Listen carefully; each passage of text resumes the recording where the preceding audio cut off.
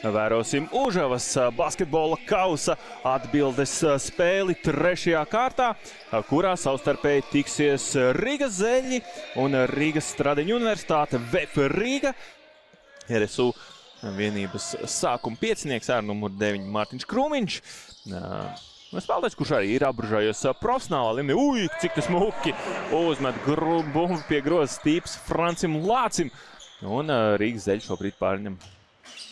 Panāk 3 punktu vadību. Nu, noteikti ir jau arī spēlētāji šajā RSU sastāvā, kur arī par potenciālo profesionālo basketbolu arī domā.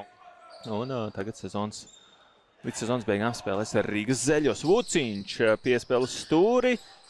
Un bumba krīt grozā. Gan Cēsīs, gan arī Cēs basketbolisti spēlē pret Ogri Latvijas kausā. Otro gadu pēc kārtas. Ogres komandas atcenšas ar cēsniekiem. Kas zina, varbūt 2 spēļu summām. Tā es vairāk domāju. Atsevišķā spēlē, protams, kāpēc nē. Līdz ar to, ka mēs šodien redzam gan Pēteru Pīni, gan Raivo Butīrinu RSU sastāvā, tas nozīmē, ka VF Rīga komandai, mamais, 3 punkti.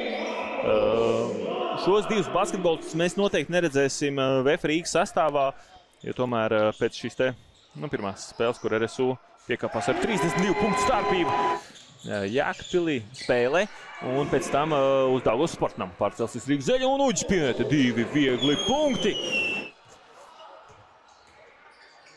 Ginters no Logo. Komanda spēja profesionāļiem turēties līdzi, bet 4. ceturdaļās spēciņš mēdz pietrūkt.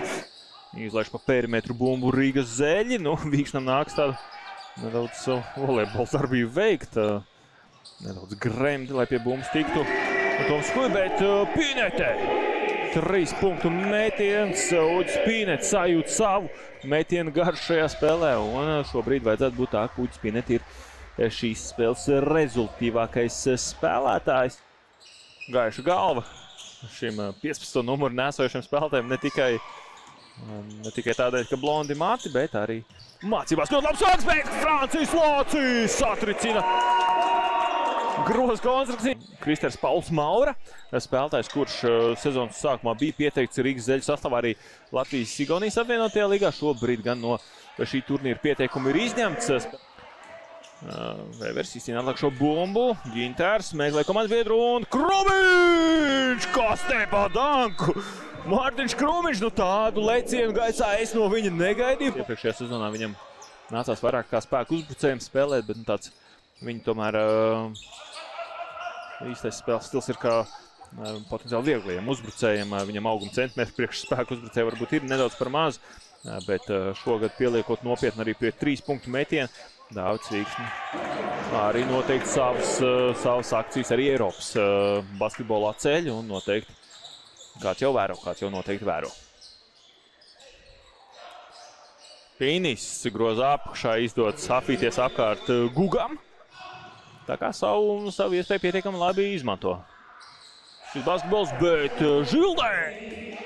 RSU komanda atrodas Ramenet Nacionālās basketbola līgas austrumu grupas augšgalā. Krūmiņš izmanto Pīņa aizsegu, izspēl uz āru Žildē. 4. precīzais 3 punktu metiens. 1,95 vairāk tāds perimetrs spēlētāja augums, bet Gulbens Būkos pieredz viņš 2. Latvijas basketbola līgas posmā, jeb Nacionālajā līgā. Ir tātad Daugavas Sportnamu turības komanda. Un pēc tam seko arī zemāka sadarbība ar Mārupas komandu. Tā kā tādā Latvijas basketbola pirmā un Gugo 2 punkti. Šoreiz gan neliek bumbu grozā no augšas, bet tā un pamazām arī aizvien lielāku lomu saņem Rīgas Zeļu sastāvā. Protams, jāņem vērā arī tomēr Zigmāra Raimo trauma. Arī zināmā mērā piespiedu kārtā Gugam ir jāspēlē vairāk nekā tas būtu gadījumā, ja Zigmārs Raimo būtu vesels. Un arī triumfu Igaunijas kausā, protams, to Zigmāram Raimo neviens neatņems. Šāds ierakstīns viņa CV paliks uz visiem laikiem. Lācis mamais. No pustālās distants, un viņa metiens ir precīzi. Tagad Skujā. Nogadā bumbu Gugam un Guga. Lācis.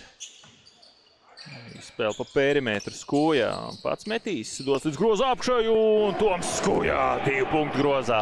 Un nu jau pavisam tuvu 20 punktu pārsvaram nonāk Rīgas Zeļi. Viens precīzi trejāts un šāds pārsvars arī tiks sasniegts. Tātad fiksēts šīs spēles beigu rezultāts.